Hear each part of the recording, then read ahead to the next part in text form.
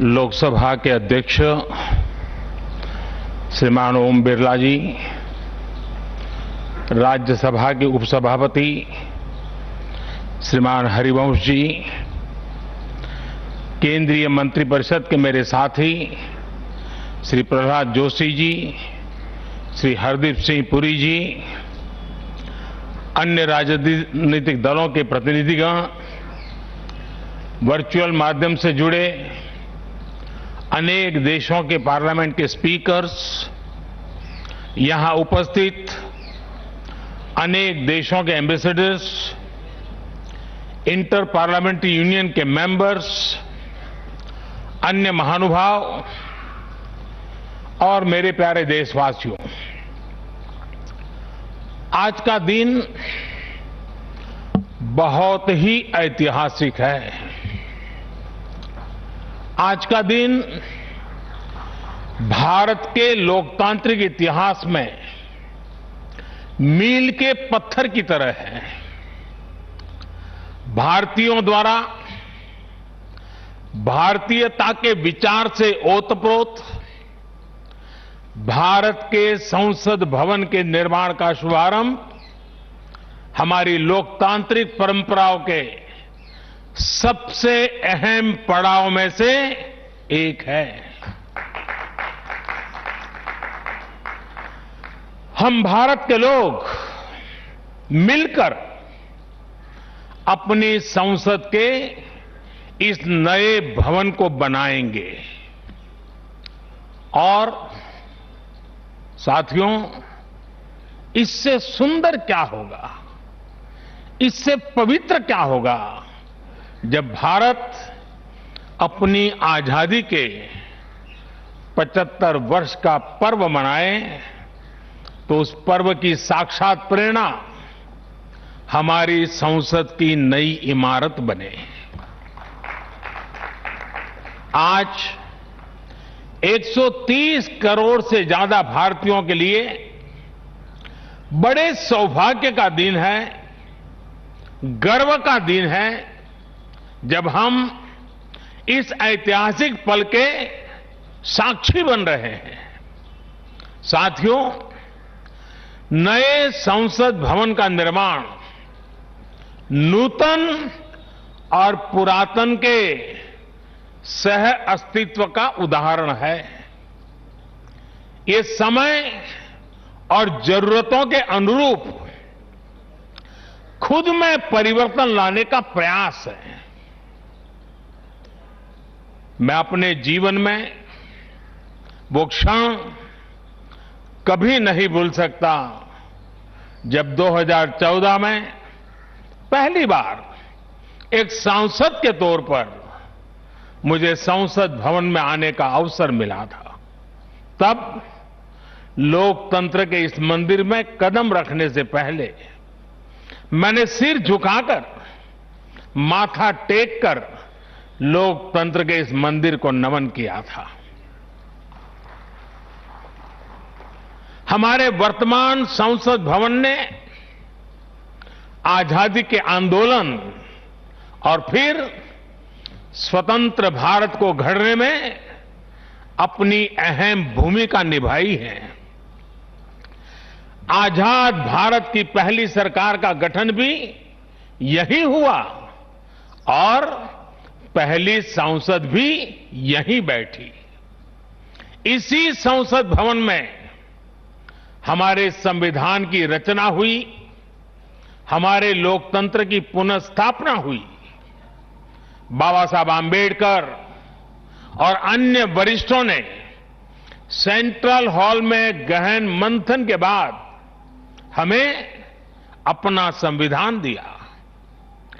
संसद की मौजूदा इमारत स्वतंत्र भारत के हर उतार चढ़ाव, हमारी हर चुनौतियां, हमारे समाधान, हमारी आशाओं आकांक्षाओं, हमारी सफलता का प्रतीक रही है। इस भवन में बना प्रत्येक कानून, इन कानूनों के निर्माण के दौरान संसद भवन में कहीं गहरी अनेक गहरी बातें, ये सब हमारे लोकतंत्र की धरोहर है। लेकिन साथियों, संसद के शक्तिशाली इतिहास के साथ ही यथार्थ को भी स्वीकारना उतना ही आवश्यक है। ये इमारत अब करीब करीब 100 साल की हो रही है। बीते दशकों में इसे तत्कालीन जरूरतों को देखते हुए निरंतर अपग्रेड किया गया। इस प्रक्रिया में कितनी ही बार दीवारों को तोड़ा गया है, कभी नया साउंड सिस्टम, कभी फायर सेफ्टी सिस्टम, कभी आईटी सिस्टम। लोकसभा में बैठने की जगह बढ़ाने के लिए तो दीवारों को भी हटाया गया। इतना कुछ होने के बाद संसद का ये भवन अब विश्राम मांग रहा है। अभी लोकसभा अध्यक्ष जी भी बता रहे थे कि किस तरह बरसों से मुश्किलों भरी स्थिति रही है। बरसों से नए संसद भवन की जरूरत महसूस की गई है। ऐसे में ये हम सभी का दायित्व बनता है कि 21वीं सदी के भारत को अब एक नया संसद भवन मिले। इसी दिशा में आज ये शुभारंभ हो रहा है और इसलिए आज जब हम एक नए संसद भवन का निर्माण कार्य शुरू कर रहे हैं तो वर्तमान संसद परिषद के जीवन में नए वर्ष भी जोड़ रहे हैं। साथियों, नए संसद भवन में ऐसी अनेक नई चीजें की जा रही हैं जिससे सांसदों की एफिशिएंसी बढ़ेगी, उनके वर्क कल्चर में आधुनिक तौर तरीके आएंगे। अब जैसे अपने सांसदों से मिलने के लिए उनके संसदीय क्षेत्र से लोग आते हैं, तो अभी जो संसद भवन है उसमें लोगों को बहुत दिक्कत होती है। आम जनता को दिक्कत होती है, नागरिकों को दिक्कत होती है। आम जनता को अपनी कोई परेशानी अपने सांसद को बतानी है, कोई सुख दुख बांटना है, तो इसके लिए भी संसद भवन में स्थान की बहुत कमी महसूस होती है। भविष्य में प्रत्येक सांसद के पास ये सुविधा होगी कि वो अपने क्षेत्र के लोगों से यहीं निकट में ही, इसी ये विशाल परिसर के बीच में ही उनको एक व्यवस्था मिलेगी ताकि वो अपने संसदीय क्षेत्र से आए लोगों को उनके सुख दुख बांट सके। साथियों, पुराने संसद भवन ने स्वतंत्रता के बाद के भारत को दिशा दी, तो नया भवन आत्मनिर्भर भारत के निर्माण का गवाह बनेगा। पुराने संसद भवन में देश की आवश्यकताओं की पूर्ति के लिए काम हुआ, तो नए भवन में 21वीं सदी के भारत की आकांक्षाएं पूरी की जाएगी। जैसे आज इंडिया गेट से आगे नेशनल वॉर मेमोरियल ने राष्ट्रीय पहचान बनाई है, वैसे ही संसद का नया भवन अपनी पहचान स्थापित करेगा। देश के लोग, आने वाली पीढ़ियां नए भवन को देखकर गर्व करेगी कि ये स्वतंत्र भारत में बना है। आजादी के 75 वर्ष का स्मरण करते हुए इसका निर्माण हुआ है। साथियों, संसद भवन की शक्ति का स्रोत उसकी ऊर्जा का स्रोत हमारा लोकतंत्र है। आजादी के समय किस तरह से एक लोकतांत्रिक राष्ट्र के रूप में भारत के अस्तित्व पर संदेह और शंकाएं जताई गई थी, ये इतिहास का हिस्सा है। अशिक्षा, गरीबी, सामाजिक विविधता और अनुभवहीनता जैसे अनेक तर्कों के साथ ये भविष्यवाणी भी कर दी गई थी कि भारत में लोकतंत्र असफल हो जाएगा। आज हम गर्व से कह सकते हैं कि हमारे देश ने उन आशंकाओं को न सिर्फ गलत सिद्ध किया है, बल्कि 21वीं सदी की दुनिया भारत को अहम लोकतांत्रिक ताकत के रूप में आगे बढ़ते हुए देख भी रही है। साथियों, लोकतंत्र भारत में क्यों सफल हुआ, क्यों सफल है और क्यों कभी लोकतंत्र पर आंच नहीं आ सकती, ये बात हमारी हर पीढ़ी को जानना समझना बहुत आवश्यक है। हम देखते सुनते हैं दुनिया में 13वीं शताब्दी में रचित मैग्ना कार्टा की बहुत चर्चा होती है। कुछ विद्वान इसे लोकतंत्र की बुनियाद भी बताते हैं, लेकिन ये भी बात उतनी ही सही है कि मैग्ना कार्टा से भी पहले 12वीं शताब्दी में 12th सेंचुरी में ही भारत में भगवान बसवेश्वर का अनुभव मंटपम अस्तित्व में आ चुका था। अनुभव मंटपम के रूप में उन्होंने लोक संसद का न सिर्फ निर्माण किया था, बल्कि उसका संचालन भी सुनिश्चित किया था। और भगवान बसवेश्वर जी ने कहा था, ಈ ಅನುಭವ ಮಂಟಪ ಜನಸಭಾ ನಾದಿನ ಮಟ್ಟು ರಾಷ್ಟ್ರದ ಉನ್ನತಿಗೆ ಹಾಗೂ ಅಭಿವೃದ್ಧಿಗೆ ಪುರಗಾವಗಿ ಕೆಲಸ ಮಾಡುತ್ತದೆ। यानी ये अनुभव मंटपम एक ऐसी जनसभा है जो राज्य और राष्ट्र के हित में और उनकी उन्नति के लिए सभी को एकजुट होकर काम करने के लिए प्रेरित करती है।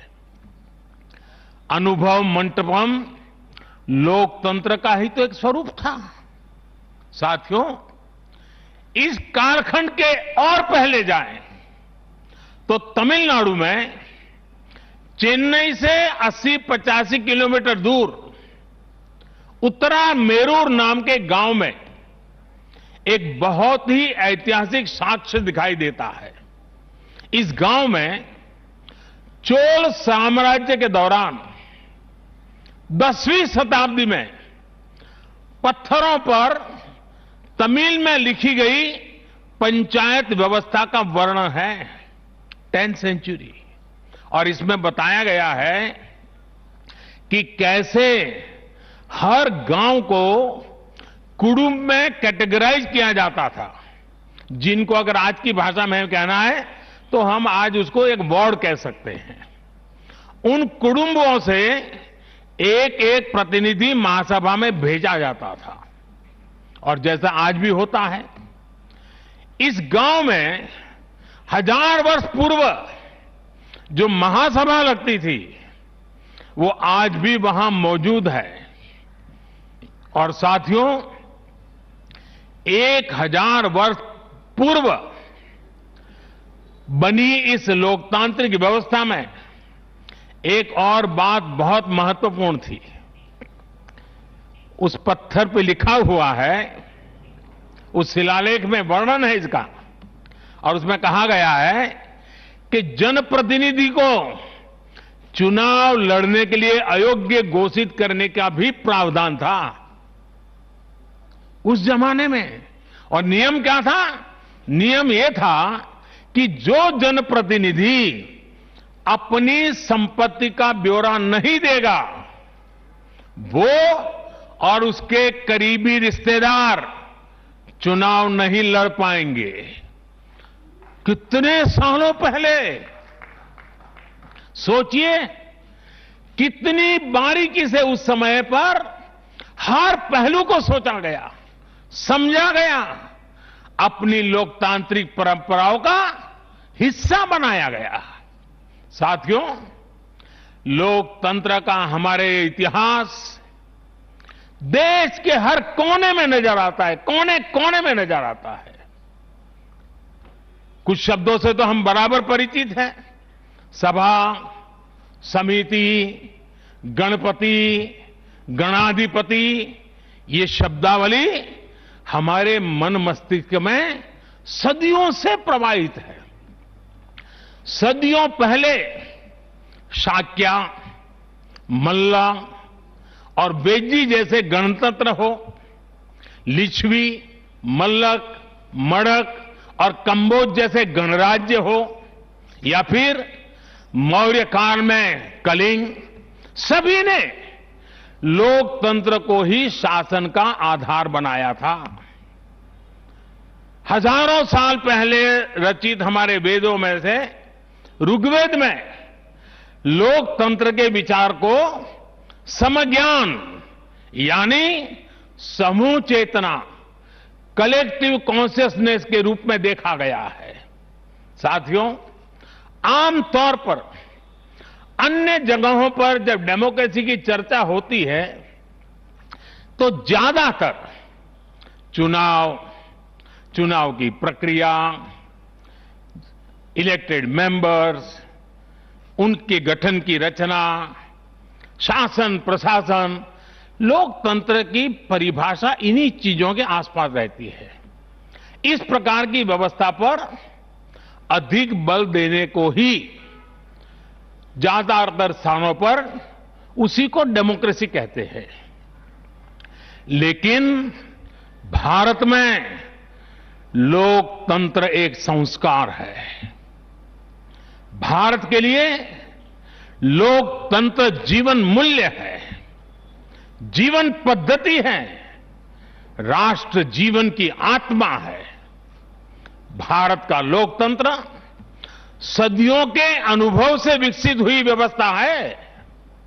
भारत के लिए लोकतंत्र में जीवन मंत्र भी है, जीवन तत्व भी है और साथ ही व्यवस्था का तंत्र भी है, तत्व भी है, तंत्र भी है।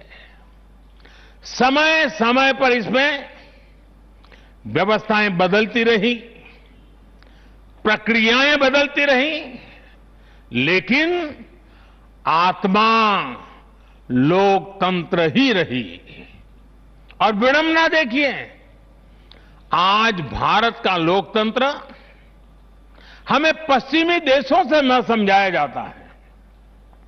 जब हम विश्वास के साथ अपने लोकतांत्रिक इतिहास का गौरवगान करेंगे तो वो दिन दूर नहीं जब दुनिया भी कहेगी India is mother of democracy, India is mother of democracy, India is mother of democracy. साथियों, भारत के लोकतंत्र में समाहित शक्ति ही देश के विकास को नई ऊर्जा दे रही है, देशवासियों को नया विश्वास दे रही है। दुनिया के अनेक देशों में जहां लोकतांत्रिक प्रक्रियाओं को लेकर अलग स्थिति बन रही है, वहीं भारत में लोकतंत्र नित्य नूतन हो रहा है। हाल के वर्षों में हमने देखा है कि कई लोकतांत्रिक देशों में अब वोटर टर्नआउट लगातार घट रहा है। इसके विपरीत भारत में हम हर चुनाव के साथ वोटर टर्नआउट को बढ़ाते हुए देख रहे हैं, बढ़ता हुआ देख रहे हैं। इसमें भी महिलाओं और युवाओं की भागीदारी निरंतर बढ़ती जा रही है।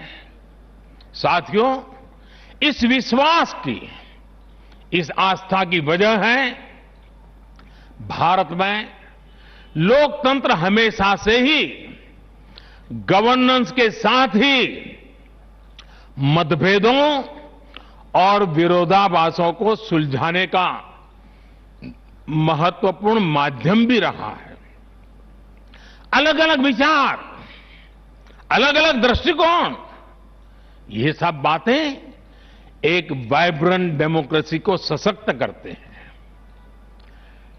डिफरेंसेस के लिए हमेशा जगह हो, लेकिन डिस्कनेक्ट कभी ना हो, इसी लक्ष्य को लेकर हमारा लोकतंत्र आगे बढ़ा है।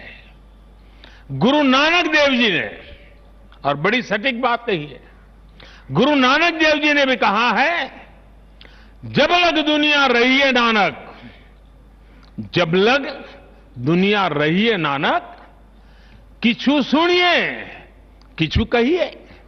यानी जब तक संसार रहे तब तक संवाद चलते रहना चाहिए। कुछ कहना और कुछ सुनना, यही तो संवाद का प्राण है, यही लोकतंत्र की आत्मा है। पॉलिसीज में अंतर हो सकता है, पॉलिटिक्स में भिन्नता हो सकती है, लेकिन हम पब्लिक की सेवा के लिए हैं। इस अंतिम लक्ष्य में कोई मतभेद नहीं होना चाहिए। वाद संवाद संसद के भीतर हो या संसद के बाहर, राष्ट्र सेवा का संकल्प, राष्ट्रहित के प्रति समर्पण लगातार झलकना चाहिए। और इसलिए आज जब नए संसद भवन का निर्माण शुरू हो रहा है, तो हमें याद रखना है कि वो लोकतंत्र जो संसद भवन के अस्तित्व का आधार है, उसके प्रति आशावाद को जगाए रखना हम सभी का दायित्व है। हमें हमेशा याद रखना है कि संसद पहुंचा हर प्रतिनिधि जवाबदेह है। ये जवाबदेही जनता के प्रति भी है और संविधान के प्रति भी है। हमारा हर फैसला राष्ट्र प्रथम, नेशन फर्स्ट, इसकी भावना से ही होना चाहिए। हमारे हर फैसले में राष्ट्रहित सर्वोपरि रहना चाहिए। राष्ट्रीय संकल्पों की सिद्धि के लिए हम एक स्वर में, एक आवाज में खड़े हो, ये बहुत जरूरी है। साथियों, हमारे यहां जब मंदिर के भवन का निर्माण होता है, तो शुरू में उसका आधार सिर्फ ईंट पत्थर ही होता है। कारीगर, शिल्पकार सभी के परिश्रम से मंदिर के भवन का निर्माण पूरा होता है। लेकिन वो भवन एक मंदिर तब बनता है, उसमें पूर्णता तब आती है जब उसमें प्राण प्रतिष्ठा होती है। प्राण प्रतिष्ठा होने तक वो सिर्फ एक इमारत ही रहता है। साथियों, नया संसद भवन भी बनकर तो तैयार हो जाएगा, लेकिन वो तब तक एक इमारत ही रहेगा जब तक उसकी प्राण प्रतिष्ठा नहीं होगी। लेकिन ये प्राण प्रतिष्ठा किसी एक मूर्ति की नहीं होगी। लोकतंत्र के इस मंदिर में इसका कोई विधा विधान भी नहीं है, विधि विधान भी नहीं है। इस मंदिर की प्राण प्रतिष्ठा करेंगे इसमें चुनकर आने वाले जनप्रतिनिधि, उनका समर्पण, उनका सेवा भाव इस मंदिर की प्राण प्रतिष्ठा करेगा। उनका आचार, विचार, व्यवहार इस लोकतंत्र के मंदिर की प्राण प्रतिष्ठा करेगा। भारत की एकता, अखंडता को लेकर किए गए उनके प्रयास इस मंदिर की प्राण प्रतिष्ठा की ऊर्जा बनेंगे। जब एक एक जनप्रतिनिधि अपना ज्ञान, अपना कौशल्य, अपनी बुद्धि, अपनी शिक्षा, अपना अनुभव पूर्ण रूप से यहां निचोड़ देगा, राष्ट्रहित में निचोड़ देगा, उसी का अभिषेक करेगा, तब इस नए संसद भवन की प्राण प्रतिष्ठा होगी। यहां राज्यसभा काउंसिल्स ऑफ स्टेट्स है, एक ऐसी व्यवस्था है जो भारत के फेडरल स्ट्रक्चर को बल देती है। राष्ट्र के विकास के लिए राज्य का विकास, राष्ट्र के विकास के लिए राज्य का विकास, राष्ट्र की मजबूती के लिए राज्य की मजबूती, राष्ट्र के कल्याण के लिए राज्य का कल्याण, इस मूलभूत सिद्धांत के साथ काम करने का हमें प्रण लेना है। पीढ़ी दर पीढ़ी आने वाले कल में जो जनप्रतिनिधि यहां आएंगे, उनके शपथ लेने के साथ ही प्राण प्रतिष्ठा के इस महायज्ञ में उनका योगदान शुरू हो जाएगा। इसका लाभ देश के कोटि कोटि जनों को होगा। संसद की नई इमारत एक ऐसी तपोस्थली बनेगी जो देशवासियों के जीवन में खुशहाली लाने के लिए काम करेगी, जन कल्याण का काम करेगी। साथियों, 21वीं सदी भारत की सदी हो, यह हमारे देश के महापुरुषों और महान नारियों का सपना रहा है। लंबे समय से इसकी चर्चा हम सुनते आ रहे हैं। 21वीं सदी भारत की सदी तब बनेगी जब भारत का एक एक नागरिक अपने भारत को सर्वश्रेष्ठ बनाने के लिए अपना योगदान देगा। बदलते हुए विश्व में भारत के लिए अवसर बढ़ रहे हैं। कभी कभी तो लगता है जैसे अवसर की बाढ़ आ रही है।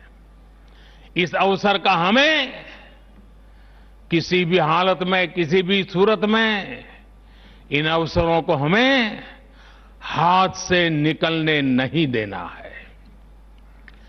पिछली शताब्दी के अनुभवों ने हमें बहुत कुछ सिखाया है।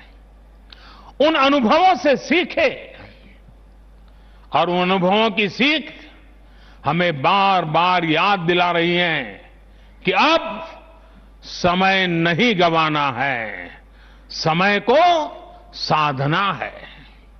साथियों, एक बहुत पुरानी और महत्वपूर्ण बात मैं आज जिक्र करना चाहता हूं। वर्ष 1897 में स्वामी विवेकानंद जी ने देश की जनता के सामने 1897 में कहा था कि अगले 50 सालों के लिए उन्होंने एक आह्वान किया था और स्वामी जी ने कहा था कि आने वाले 50 सालों तक भारत माता की आराधना ही सर्वोपरि हो। देशवासियों के लिए उनका यही एक काम, भारत माता की आराधना। और हमने देखा उस महापुरुष की वाणी की ताकत।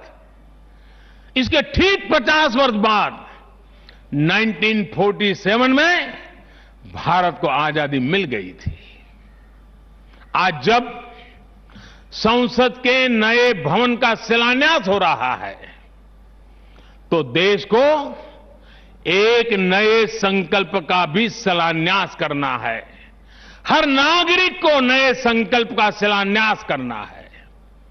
स्वामी विवेकानंद जी ने उनके उस आह्वान को याद करते हुए हम सबको ये संकल्प लेना है। ये संकल्प हो इंडिया फर्स्ट का, भारत सर्वोपरि। हम सिर्फ और सिर्फ भारत की उन्नति, भारत के विकास को ही अपनी आराधना बना ले। हमारा हर फैसला देश की ताकत बढ़ाए, हमारा हर निर्णय, हर फैसला एक ही तराजू में तोला जाए, और वो तराजू है देश का हित सर्वोपरि, देश का हित सबसे पहले। हमारा हर निर्णय वर्तमान और भावी पीढ़ी के हित में हो। साथियों, स्वामी विवेकानंद जी ने तो 50 वर्ष की बात की थी। हमारे सामने 25-26 साल बाद आने वाली भारत की आजादी की 100वीं वर्षगांठ है, जब देश वर्ष 2047 में 2047 में अपनी स्वतंत्रता के 100वें वर्ष में प्रवेश करेगा। तब हमारा देश कैसा हो, हमें देश को कहां तक ले जाना है, इस 25-26 वर्ष कैसे हमें खप जाना है, इसके लिए हमें आज संकल्प लेकर काम शुरू करना है। जब हम आज संकल्प लेकर देश हित को सर्वोपरि रखते हुए काम करेंगे, तो देश का वर्तमान ही नहीं बल्कि देश का भविष्य भी बेहतर बनाएंगे। आत्मनिर्भर भारत का निर्माण, समृद्ध भारत का निर्माण अब रुकने वाला नहीं है, कोई रोक भी नहीं सकता। साथियों, हम भारत के लोग ये प्रण करें, हमारे लिए देश हित से बड़ा और कोई हित कभी नहीं होगा। हम भारत के लोग ये प्रण करें, हमारे लिए देश की चिंता अपनी खुद की चिंता से बढ़कर होगी। हम भारत के लोग ये प्रण करें, हमारे लिए देश की एकता अखंडता से बढ़कर कुछ नहीं होगा। हम भारत के लोग ये प्रण करें, हमारे लिए देश के संविधान की मान मर्यादा और उसकी अपेक्षाओं की पूर्ति जीवन का सबसे बड़ा ध्येय होगी। हमें गुरुदेव रविन्द्रनाथ टैगोर की ये भावना हमेशा याद रखनी है। और गुरुदेव रविन्द्रनाथ टैगोर की भावना क्या थी? गुरुदेव कहते थे, एकोता उत्साहो धरो, एकोता उत्साहो धरो, জাতীয় উন্নতি করো, দুষুক ভুবনে সবে ভারতের জয়। यानी एकता का उत्साह थामे रहना है, हर नागरिक उन्नति करे, पूरे विश्व में भारत की जय जयकार हो। मुझे विश्वास है हमारी संसद का नया भवन हम सभी को एक नया आदर्श प्रस्तुत करने की प्रेरणा देगा। हमारी लोकतांत्रिक संस्थाओं की विश्वसनीयता हमेशा और मजबूत होती रहे। इसी कामना के साथ मैं अपनी वाणी को विराम देता हूं और 2047 के संकल्प के साथ पूरे देशवासियों को चल पड़ने के लिए निमंत्रण देता हूं। आप सबका बहुत बहुत धन्यवाद। धन्यवाद माननीय